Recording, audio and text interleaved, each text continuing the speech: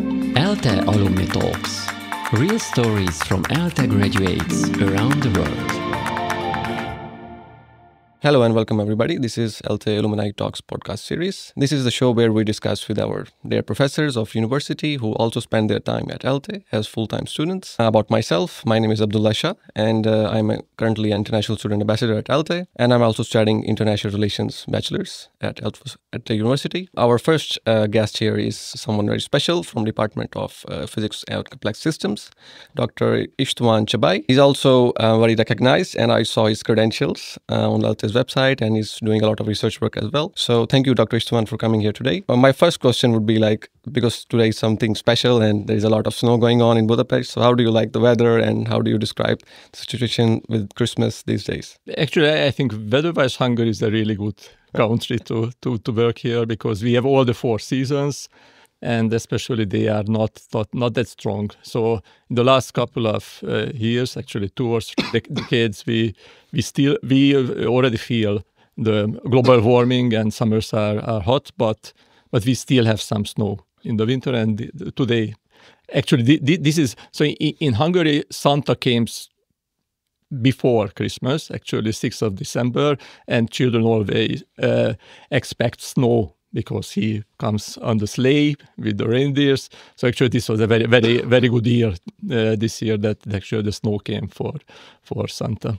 Actually, I'm asking this question because I'm living here for almost 3 years, and this is the first time that we have this much snowfall. I mean, before this couple of years, it was only one day, a little bit of snow, and then that's it. And this is this year is special because it's been a couple of days and it's snowing, and everybody's so happy. And I was using this transport the other day, and they were giving free candies to people, and I was really surprised. This year is kind of special, and the place where I live is ELTE's dormitory, and everybody was really happy. We have this Christmas tree, and our administration giving us candies and stuff. So it's quite interesting these days, especially the Christmas season. Anyways, let's get back to the topic, questions. So my first question would be, when exactly did you start studying at ELTE, and how do you see what was different back then, and how do you compare the situations? Actually, I was studied in the 80s. Mm-hmm. And just returning back to the snow, actually, there was 1 year when I was a third-year student, then there was over half-meter snow, and there were no classes for a week or so. So that's quite long. Not only small children were very happy, but even students. Anyway, so I started as a physics student, and actually, it was interesting that how I got through ELTE. So when I was a child, I liked to take apart everything and understand how things work, like radios, clocks, mm-hmm. and so on and so on.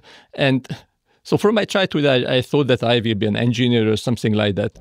But when I was preparing for the university, I just noticed that colorblind, which I am, cannot be electric engineers.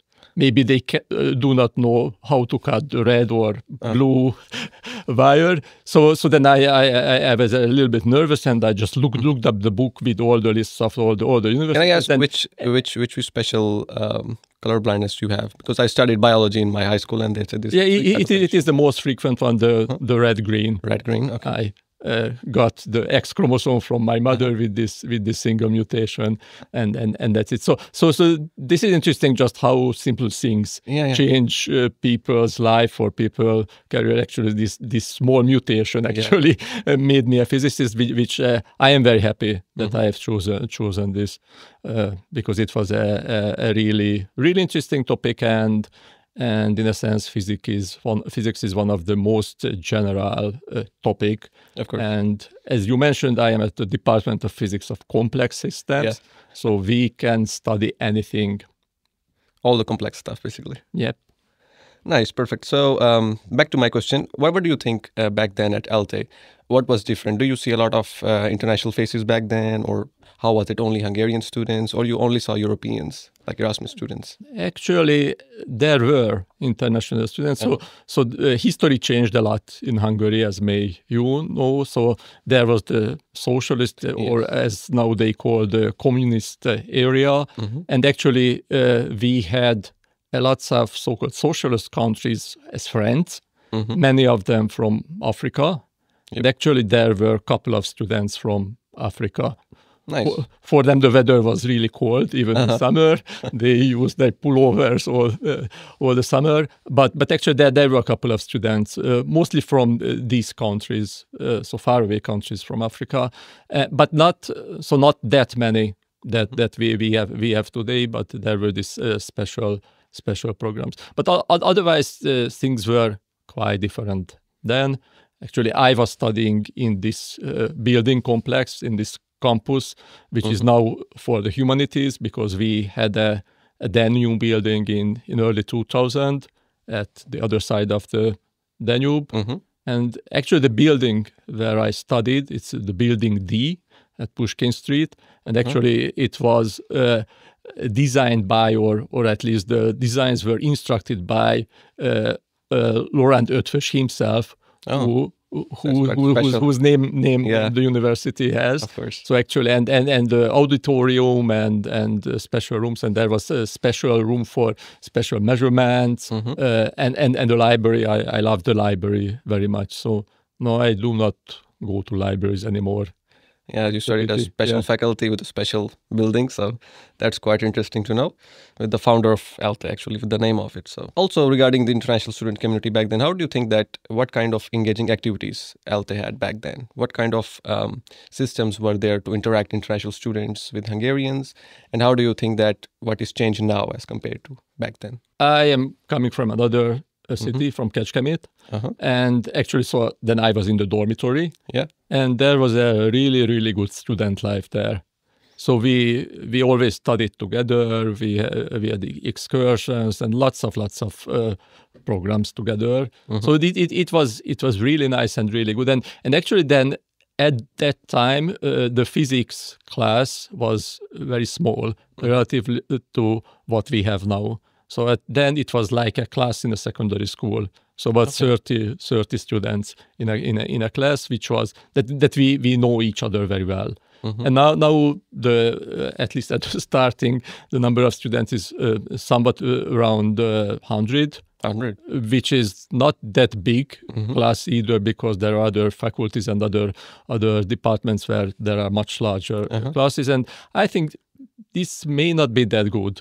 But I'm also guessing it would be somewhat competitive, like this physics as a subject. Yeah, actually, so only the best would get to the university at all, because the ratio of the population who got to the university was much smaller.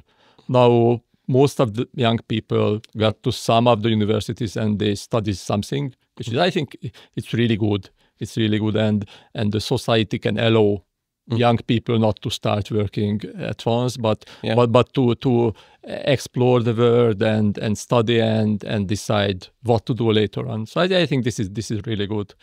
And so I do not have that much information on student life. I mostly see the students whom I teach and also students in my group. So research group, master students and PhD students who actually do some research, and I think it's equally good. So they have a good time, and actually, in a sense, much more possibility for those who really want to learn.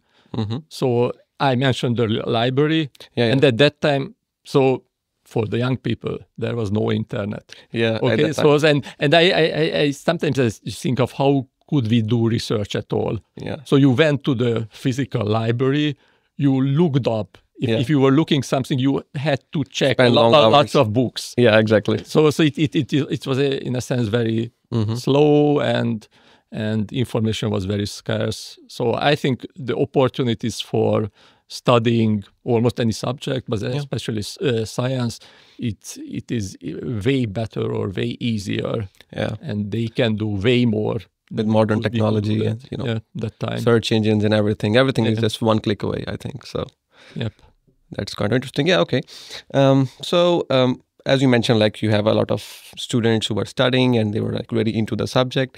My question is, did you have like a student mentor or like a teacher that you really look forward to, so you can learn from him or maybe her, or maybe there's something that you really liked about them that really motivated you and gave you that momentum that, okay, I want to study this physics, and he gave me the motivation, he's like my peer, something like that. Do you have some example of like something like that? Yes, actually. So those time passed slower in a sense. So lectures were more important because actually that was the source of information. So not like now you may listen at podcasts or you go up and listen for classes from famous universities, whatever. But at that time, so almost all the information came from them, from the professors. Even there were no foreign books or they were very scarce. Most of them were in Russian at that time. That's so I could read them, but so you speak Russian? No, not anymore. I learned in school and I could read and I was good at that time, but I completely forgot, unfortunately.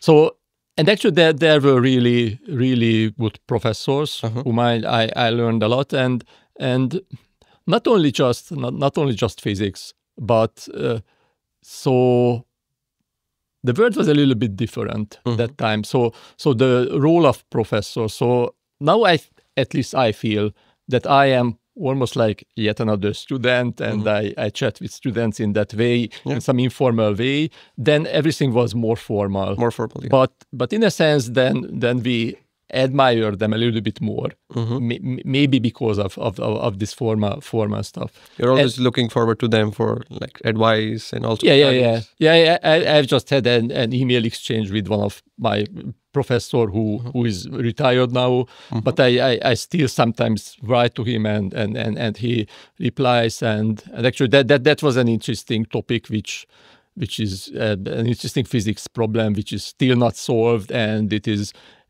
interestingly related to machine learning and artificial intelligence, although it was a subtopic of physics, but it has many relation to everything. So of course, everything is connected in a sense, and also I may mention one of the professor, Alex Zalai, who was part-time here and part-time in the US at Johns Hopkins University, Baltimore, and so he was very important for my career also, because when I finished my PhD, which was actually about machine learning, which is that's interesting. Strange because there was a wave, there was a peak in the late 80s in this topic. Machine learning, so it's an old topic.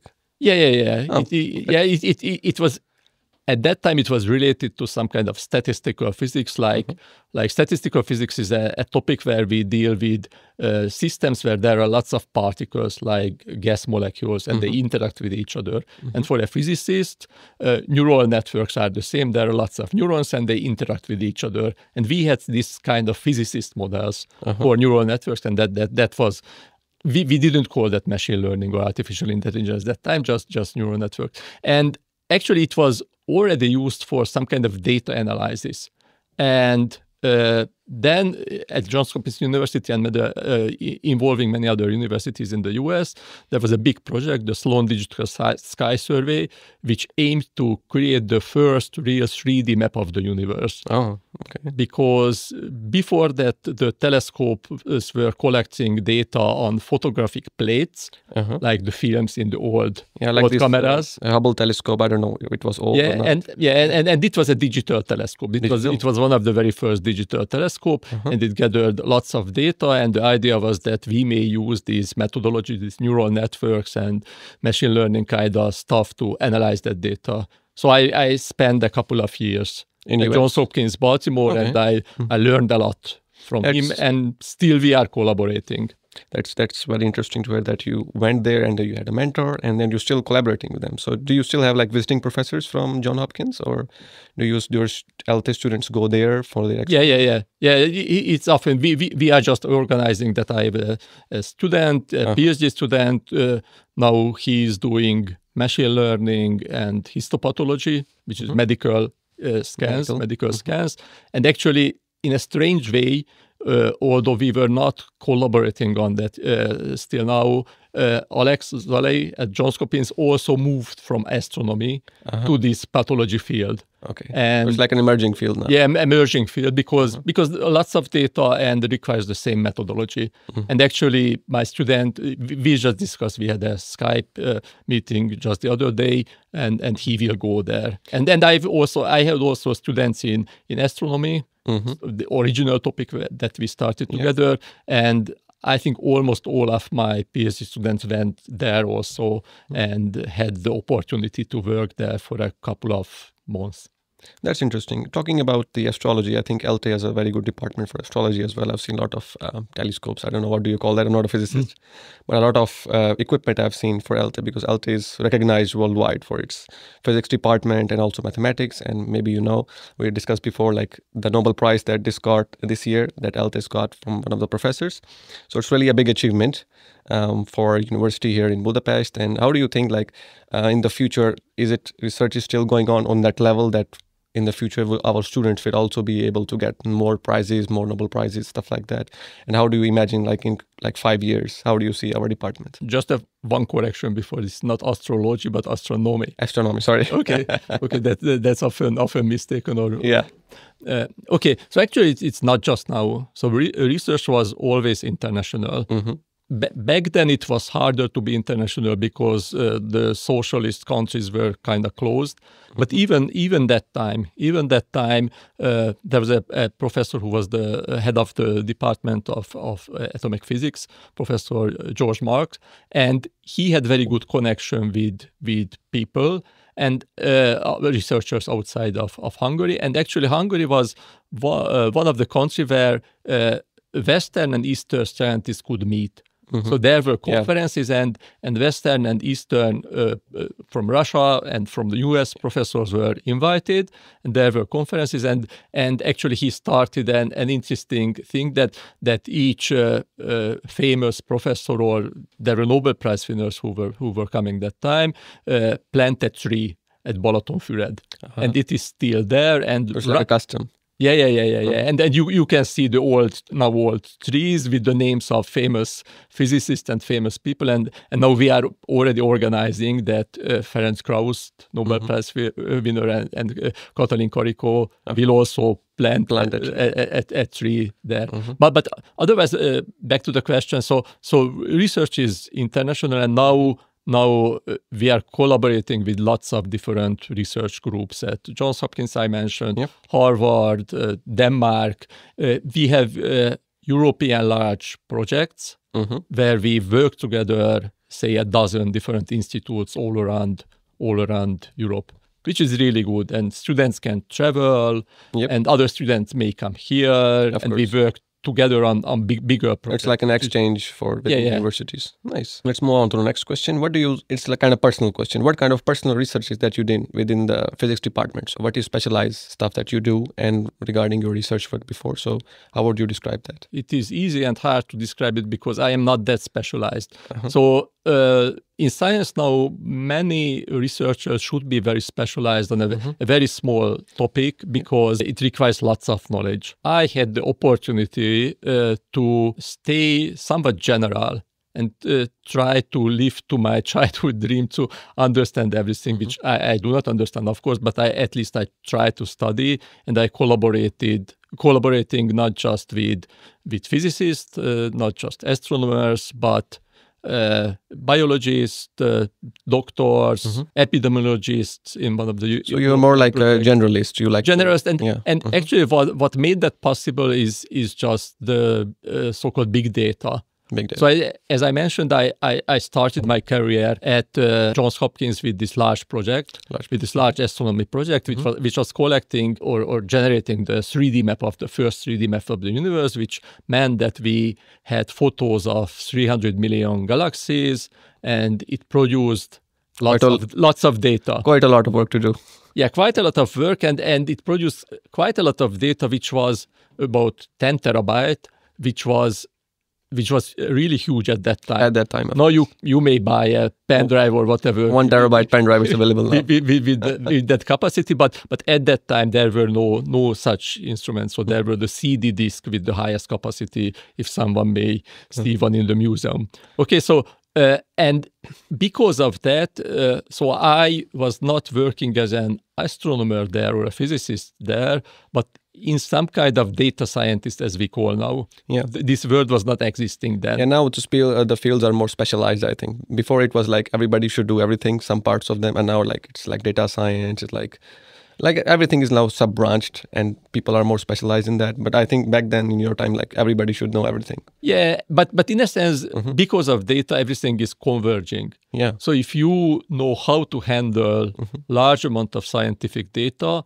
then at the end, there may be not that big difference whether they are photos of galaxies or photos are cancer tissues. Yeah. So you have to do the same data analysis workflow on both data sets. So core is the same basically. Whatever. Yeah. So the processing, the data analysis, many steps. Yeah. Of course, the final goal is different. Yeah. Like determine whether it's cancer or not, or how to cure cancer, or what is the large-scale structure of the universe. The questions are different, but in the meantime, the process is the hard process that people are not talking that much about. Only the nice results, but the process is very much similar. So you sit by the computer and try to fight. I'm also imagining the size of the computers back then. It's like large IBM computers. I've seen movies like from the 80s, and now it's like everything is on your hand. So it's also, I think, the computational power is also really increased. And I think with the invention of these ultra supercomputers, and now what do you call these physicists? Like, I'm not exactly sure. What is the new kind of computers that are going on? With like a lot of cooling tubes and stuff. Researched on. Yeah, so ELTE has its own supercomputer, and actually students use that, and we also use it for teaching. Oh. So we use this compute cluster, and we have a special infrastructure, special frameworks on which students can log in and do their homework or projects on and that. Do research and stuff like that. And we actually put a big emphasis on that from the beginning of the student years. They learn programming also. So it's a physics course or a physics subject, but from the very beginning they learn programming, coding, and data analysis and all that stuff that is needed for analyzing any physics data. But as we mentioned, it may be used for any other thing. So many of the students at the end will not be physicists. They may go to some will be, of course, and may stay here or go to foreign countries with which we had the good research connections. So that's one thing. But many of them go to business. Like many of them went to financial companies like Morgan Stanley and other companies, because there are also a lot of data and need very smart people who can analyze that data. So I'm thinking like ELTE is providing like a complete skill set to their students. So if they are not really sure, if they want to continue in a particular field, they can of course continue in relevant fields, like as you mentioned, like finance or data science, which also I think is really emerging these days. And also regarding talking about the students, how would you say your current students, and what advice would you give to the future students who are listening to this podcast? How would you describe ELTE to them? It's actually, I think it's very hard to give a good advice now, because world is changing too fast. So fast that you do not really know what will happen in the next year. So I guess you all follow this artificial intelligence field, and almost all every day there are new things coming up. Yeah, like this quantum computer thing that I'm. Yeah, that's also that maybe. So actually, we study at the department. The head of the department is also in the field of quantum computing, nice. And then we have projects on that. And any day it may happen that there are quantum computers which are even more faster than current day computers. And just a machine learning. Just the other day, Google announced this Gemini, which is a really cool new artificial intelligence tool. And actually, we already use ChatGPT in research. So my students use it to read articles, read scientific articles, and it may help to understand those scientific papers. And also we use it for coding. It helps to write codes.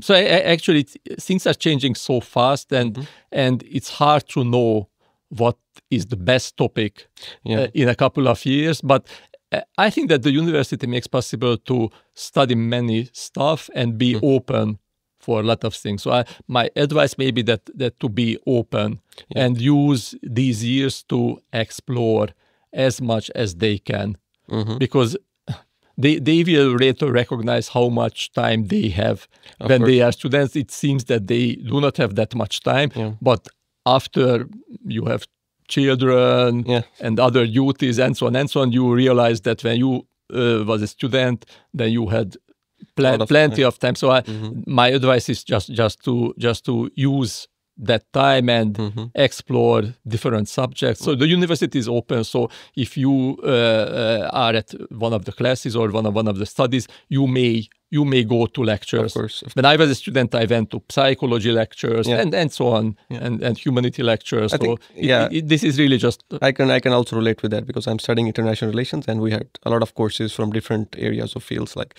I studied some fields from some subjects from finance, some from economics, from statistics. So I end up doing an internship in financial analysis. So I'm currently doing my internship in that field, which is, I don't think much people will realize that it's related to IR.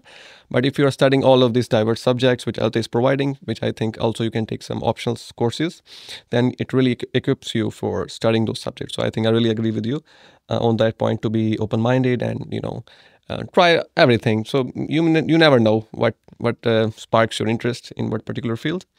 And and also I think, what do you think about this particular year, I think 2023, regarding physics, regarding artificial intelligence, and all of those stuff with arrival of ChatGPT and artificial intelligence? How do you think that this year was really pivotal? Because for me, I think it was really a big start for AI as well. What's the things going on in the world and how the data is really transformed. So how do you think this year particularly, and in next couple of years, how do you think these things transform much more, or are we moving back to because I've seen these controversial arguments for people like, okay, artificial intelligence would take all the jobs and stuff like that. Do you agree with that, or what's your opinion? Yeah, so things changing really fast.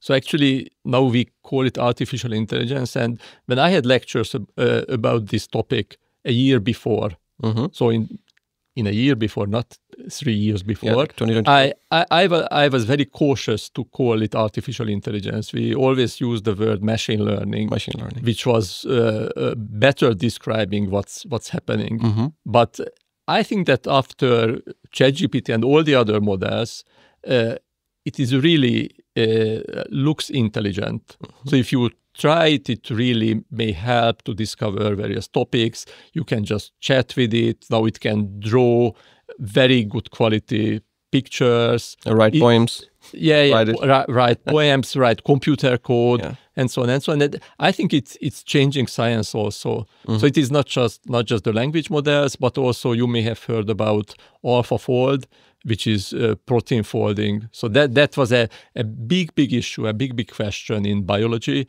that you have the amino acid sequence of proteins and what will be the spatial structure, the 3D structure, when all these amino acids are just folded. Like different combinations of different. Yeah. And it was a big combinatorial problem, and we couldn't simulate that. It was a huge program, and I was following this field from when I was a student. And there was very, very small steps and very small improvement.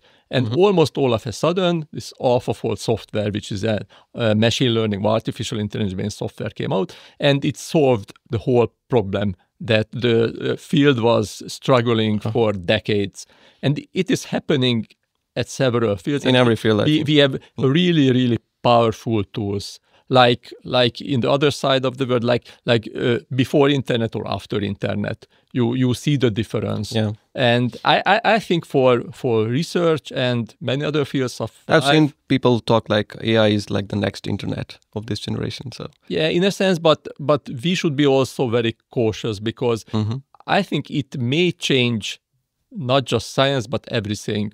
So because if it's really an intelligence, and people may say that 2023 is the first year of the so-called singularity, then some intelligent machine is there which is on par with humans, or may even be above humans, and it changes everything in society, I guess, that thinking about what is science or what is education, talking about the university, because if I can learn from these AI tools and it can explain personally, especially to me my questions, then that we are talking about with the other professors and the department how to change the education now. Yeah, of course. Then we have all these tools, and we may, in a sense, or we should, in a sense, build this into the curriculum and definitely not forbid to use these tools, rather how to utilize. How to be more creative, I think, using in this.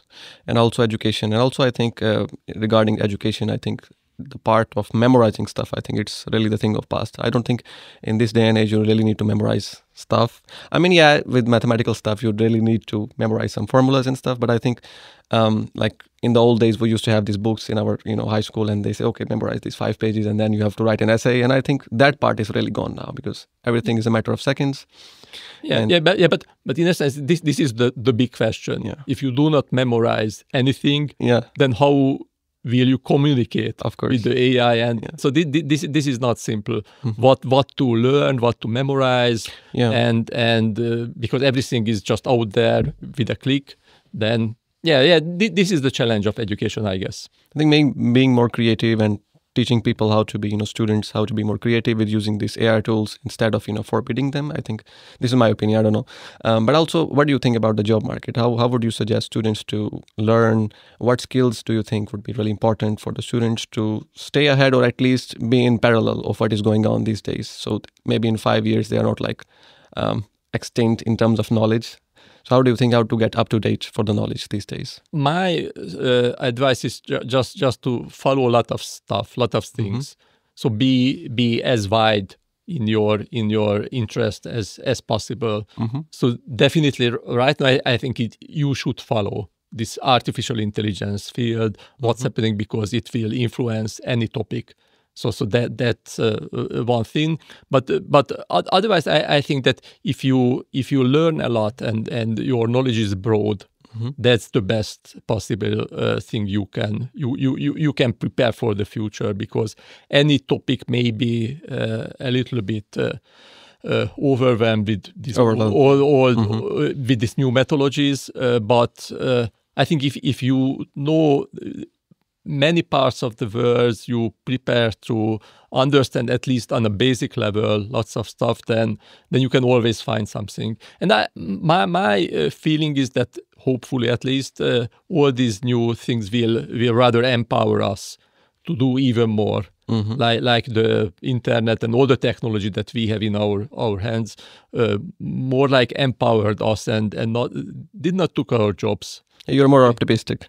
Yeah. Because so I think almost all technology, if you look at the history, almost all technologies created more jobs. Yeah. So I do not feel that I do not have enough job, and even so that's just philosophizing about this.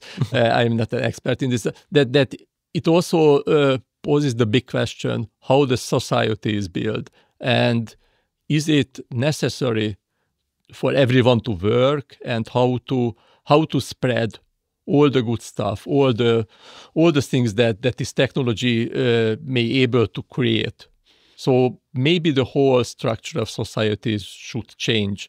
If robots or AI will do the work, then we may just enjoy all the resources that I've seen even some shops now in America and other countries are without any human interaction. You just go, take your product, scan it, and just pay it.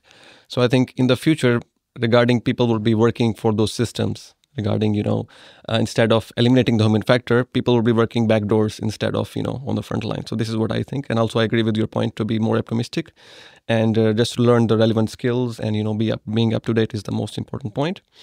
So it's been a great discussion. Sadly, we are coming to conclusion of our podcast. Thank you very much, Dr. István, for such a detailed discussion and all of these advices and your analysis on the current situation. And on that note, we have to conclude our podcast. This was the first episode of ELTE Alumni podcast series that we have, Alumni Talks. It is the title of this podcast.